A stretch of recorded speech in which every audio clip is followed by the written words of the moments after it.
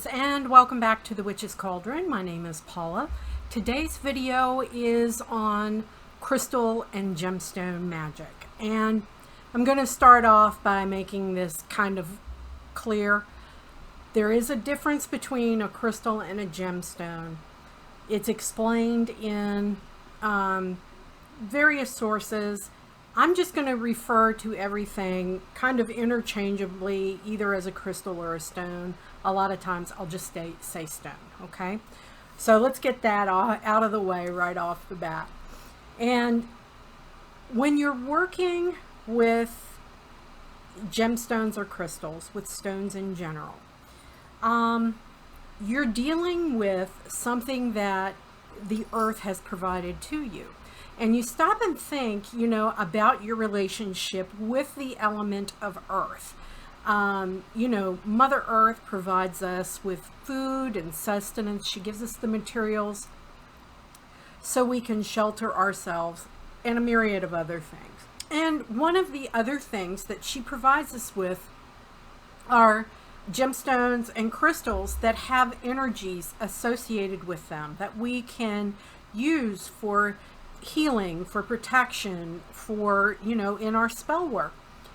So there are so many gemstones and so many intents affiliated with them. It would be very, very hard. It would take me days and days and days of videos to go over everything. So what I'm going to do is recommend a couple of books for you. If you want to delve a lot deeper into the subjects of crystal and gemstone correspondences. And the first one that I recommend is Scott Cunningham's Encyclopedia of Crystal, Gem, and Metal Magic. This book has been in print for decades. And it is, without a doubt, one of the most comprehensive books that you're going to find, because it not only goes over, magical intent, it'll go through some of the folklore, whether it's, the general properties of the stones, etc. And this book is fairly inexpensive. It's around $8 on Amazon right now as I'm filming. Another is Llewellyn's complete book of correspondences by Sandra Kynes. And this book is actually cross-referenced. It's referenced by intent, but then she goes back and cross-references everything like by the actual stone and what its properties are. Another is Holland's Grimoire of Magical Correspondences, and that one's by Eileen Holland. That one is listed by intent, okay? So those two books are right around the $25 mark on Amazon. You can pick up used copies on eBay and stuff like that a lot cheaper. But to buy, a new book, it's right around $25 in that area. So there are several things that you have to think about when you want to start incorporating crystals and gemstones into your magical practice. The first thing is to not go out and try and buy everything, okay? I know that was my thing. I just wanted everything under the world, because when I dove in, head first and dove deep. And I pulled back, because what I found out is that through your studies and through your practice, you end up developing a bond with crystals and gems, as well as you have a real bond with certain herbs, with certain ones of your magical tools, etc., etc. So as your practice goes on, you may find that, that little all-purpose, 13 Wicca gemstone thing that you get on Amazon, you may find that you don't bond with half of those stones.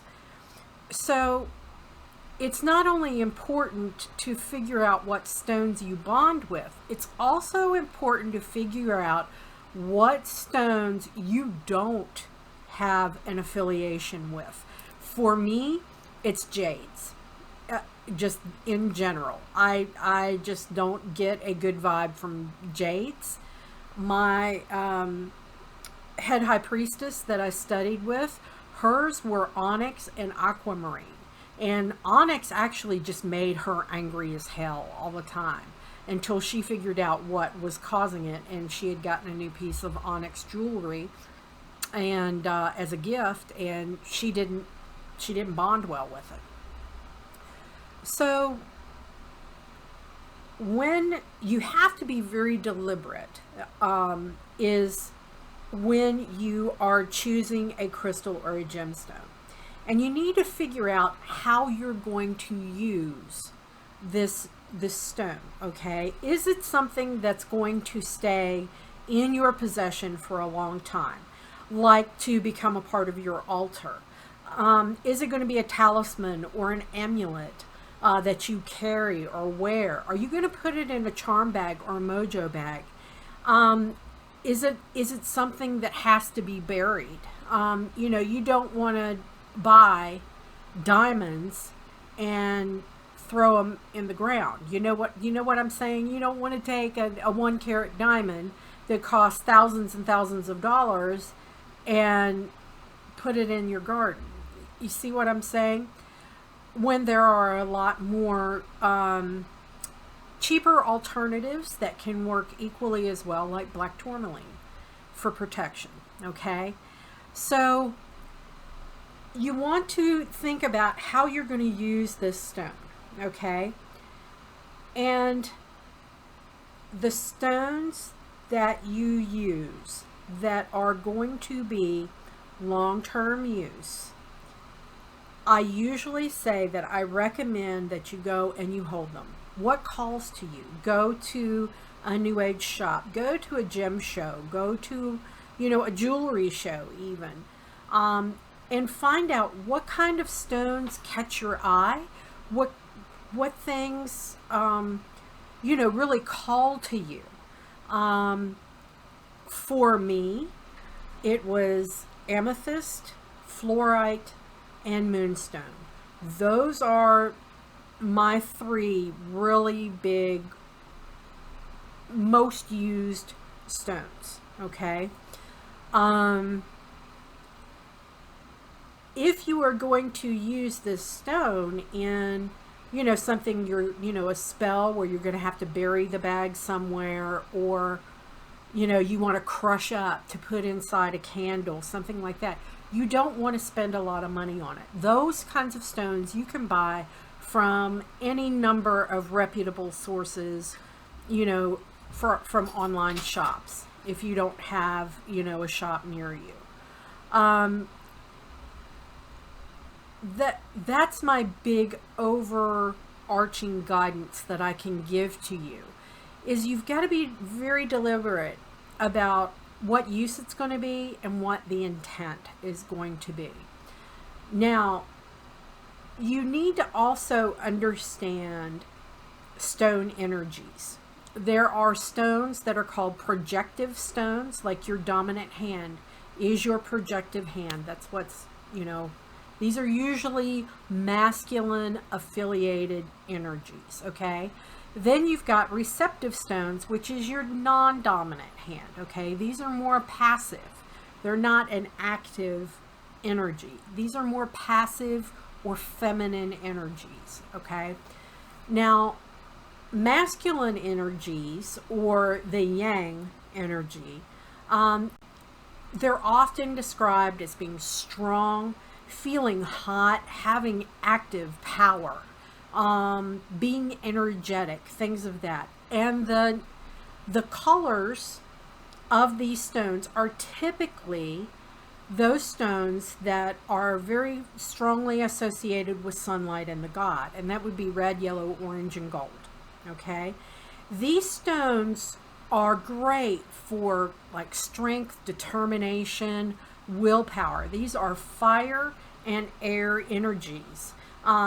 It's courage and intellectual power, okay?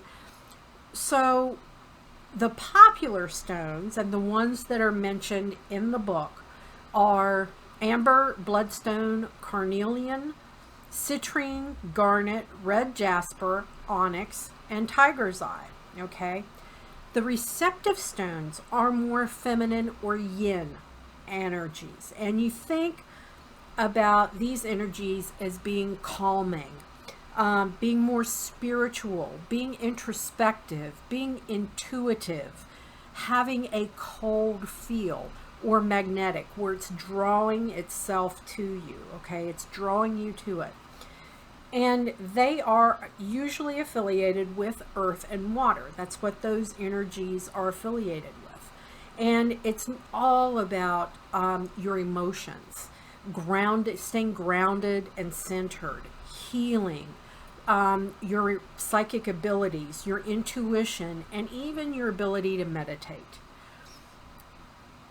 Receptive stones almost always, when you put them in your hand, they almost give you a calming feeling when you put them in your hand, or being at peace, okay?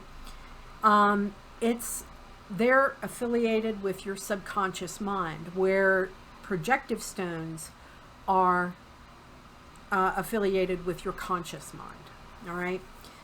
So they are often affiliated with love, compassion, peace, spirituality, your intuition, and the most popular stones that are receptive are jade, that I don't vibe with, lapis lazuli, malachite, moonstone, opal, rose quartz, and turquoise.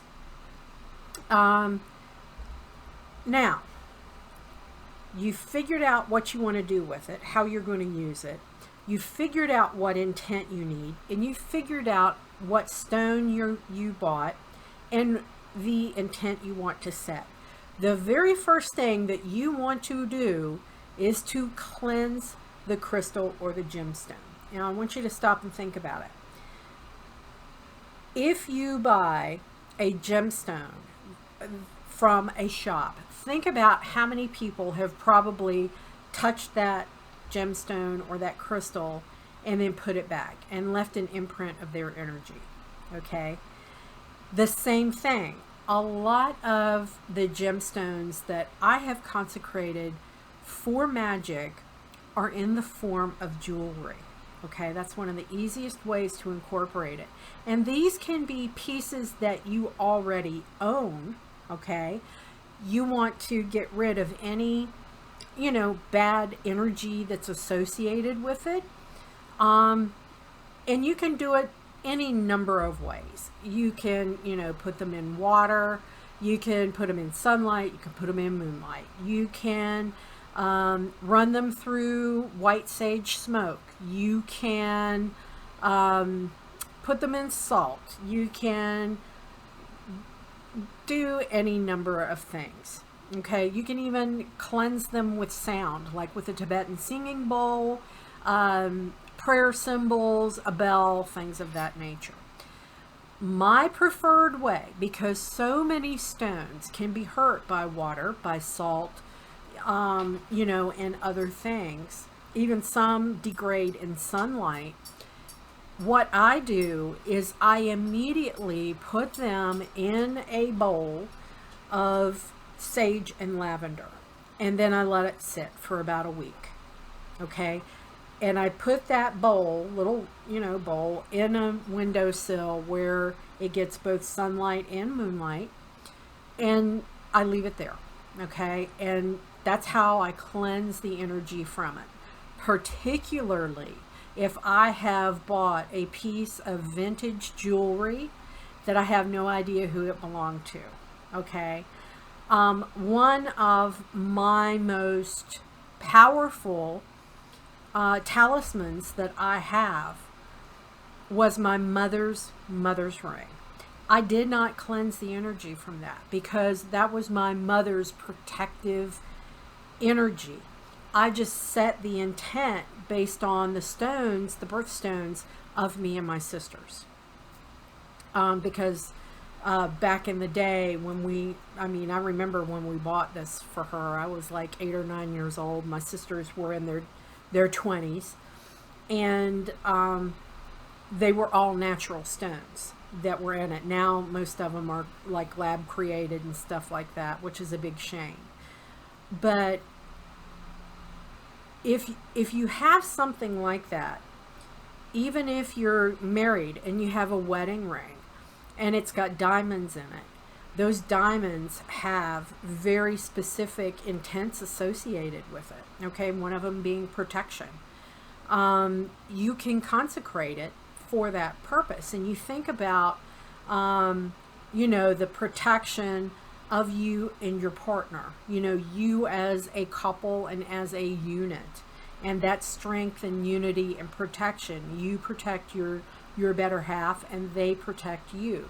So think about that kind of energy as you're going through things, okay? You don't have to cleanse that energy from your wedding ring, okay? The next thing you have to do is to set the intent of your gemstone, okay? And this can be as simple as it was with candles, just placing it in your hands and meditating on the intent of what it wants to be. That's what I do for like my spell stones that I'm going to bury or to dispose of somewhere else, or to crush up and put into a candle. Things that I use long term, like altar items or pieces of jewelry, I go through a very formal consecration. I use the same rite of consecration for those particular stones as I use for my magical tools, like my wand and my cauldron and everything of that nature, okay? So you've done that. You've done your spell. Is it working? It may be subtle at first, depending on your particular bond with that gemstone, or it may be gradual, okay? You may have to, what I call, feed the intent from time to time to strengthen it, okay? To kind of re-energize it, okay? Watch for the signs that things are working, okay? Then what you can do is amp it up more. We've talked already, gemstones and crystals are that next layer, okay? We've talked about timing. We've talked about zodiac correspondences. We've talked about planetary correspondences. We've talked about herbs and and stuff like that, okay? And color and candles. I mentioned earlier, you can take small little gemstones, crush them up, and add them in with herbs and make your own candles. That's what my head high priestess does. She has her own line of candles and everything, and each one of them has some crushed up gemstone, crushed up herbs, plus the essential oils that go with it to set that intent of that candle, okay? So my caution to you is to not feel like you have to go and buy everything all at once, or to buy all the stones that are recommended. Start out with a couple that have really broad correspondences associated with it. Some of the most popular and powerful ones, a white quartz point, will intensify the magic of anything that you do, okay? So that's why a lot of witches put white quartz points in the tip of their wands. I have a Reiki healing wand that have gemstones corresponding to each one of the 7 chakras embedded in that wand, in that Reiki wand. So But it took me about 2 years to really figure out what I call my 13 power gemstones, okay? And I figured out quartz and amethyst and moonstone fairly quickly, okay? The others took a little bit longer. Now, I'm going to go through my 13 power gemstones. The first one is amethyst. Those are purple in color, and that's really good for changing negative to positive, increasing your spiritual awareness, calming, soothing, repelling negative vibration, overcoming addictions. This stone is very, very popular with addicts and recovering addicts and alcoholics. Peace, love, happiness, protection, using good judgment, dreams, new beginnings, stability, fertility, being eloquent and being able to communicate effectively, common sense, and having compassion. So you see, those are a wide range of intents, okay? The next one that I affiliate with is amber, and amber is actually a fossilized piece of resin, okay, of tree resin.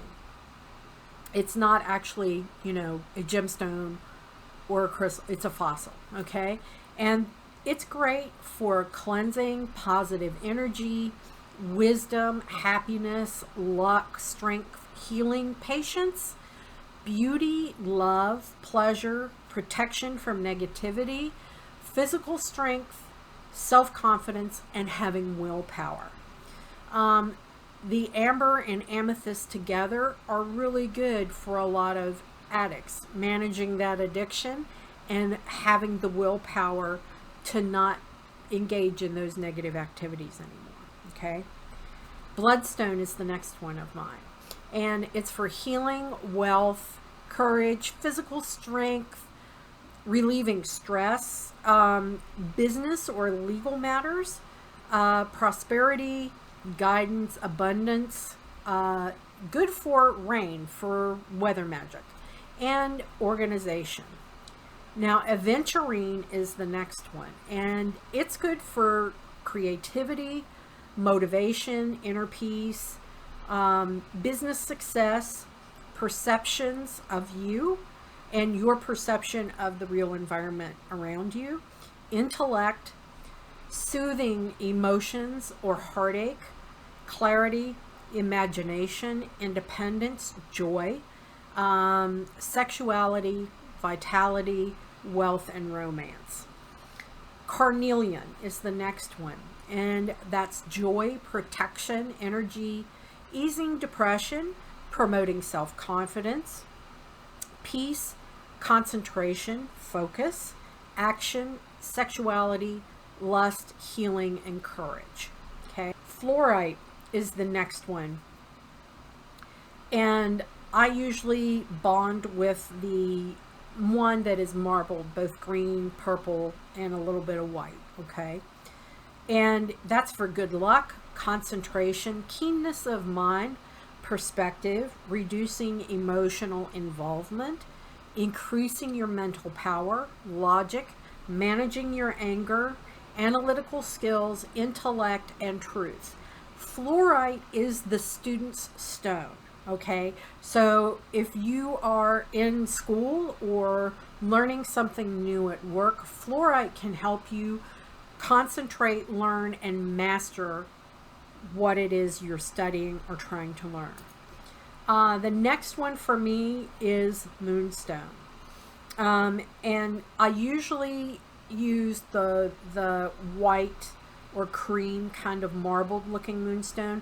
Moonstone comes in a variety of colors. I also have like peach moonstone, but what I'm talking about here is the traditional like white cream moonstone that people think about. And that's for travel protection, particularly by water, stress relief, past life regression, luck, clarity, spiritual understanding, calming emotions, hope, opening your heart to love, joy, good fortune, new beginnings, beauty, childbirth, dieting, divination, and humanitarian matters. Onyx is the next one, and that's black onyx is what I'm talking about. It does come in other colors like green, but I'm specifically referring to black onyx.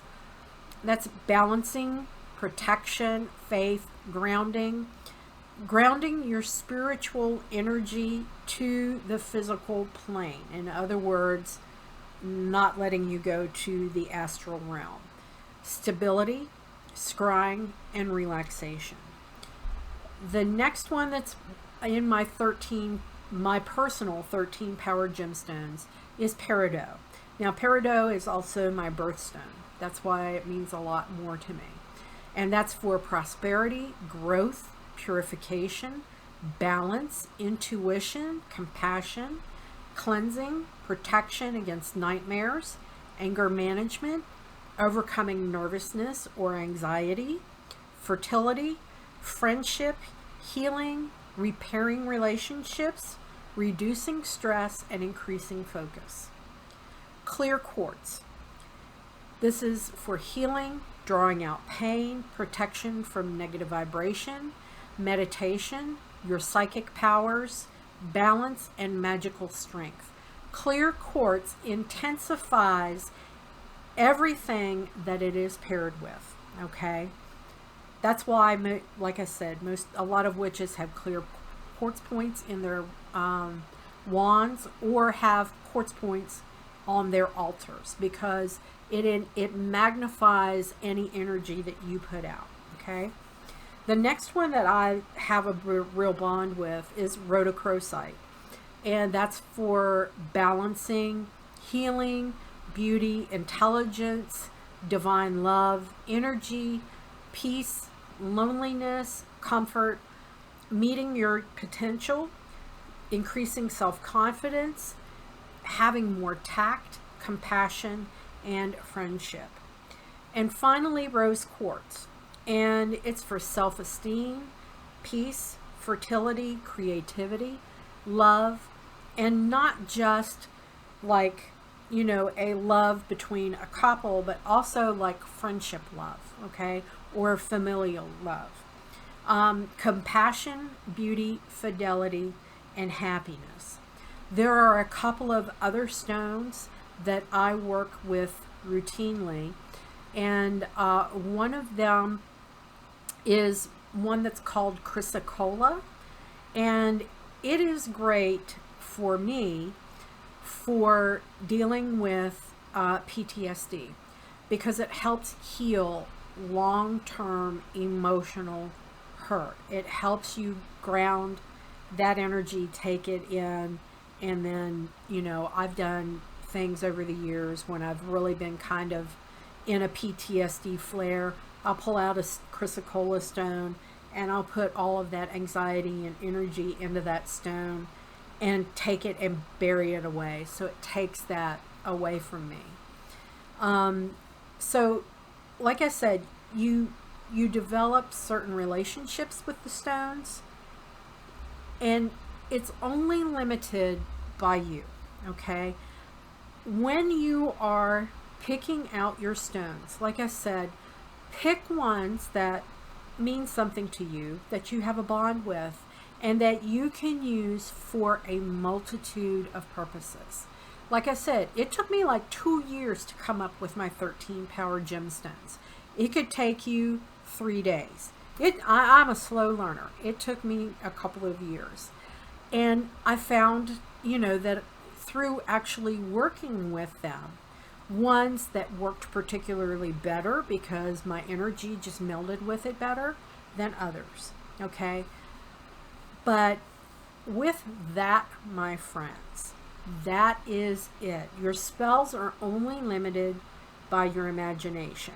You do not need to spend a whole bunch of money on expensive, you know, geodes and expensive this, that, and the other, because the real source of your power is your spiritual connection to the divine and being able to set that intent, okay? Raise the energy, focus, and send it out to the universe. That's why your personal connection with your path and with the divine is the most important magical tool that you have. Everything else can come as you learn in your practice, okay? They help you, yes, but you are the one that holds the power by setting that intent for all of your magical tools, all your magical ingredients, okay? So remember that your most powerful source is your spirituality and your connection to the universe and the divine, okay? With that, my friends, that's it for this installment from Wicca 201, Crystal and Gemstone Magic. I hope you enjoyed it. If you did, please give it a thumbs up and consider subscribing if you're not already subscribed. And as I always say, my friends, merry we did meet, merry we will part, until we merry meet again. Be well and walk in love and light, everybody. Bye.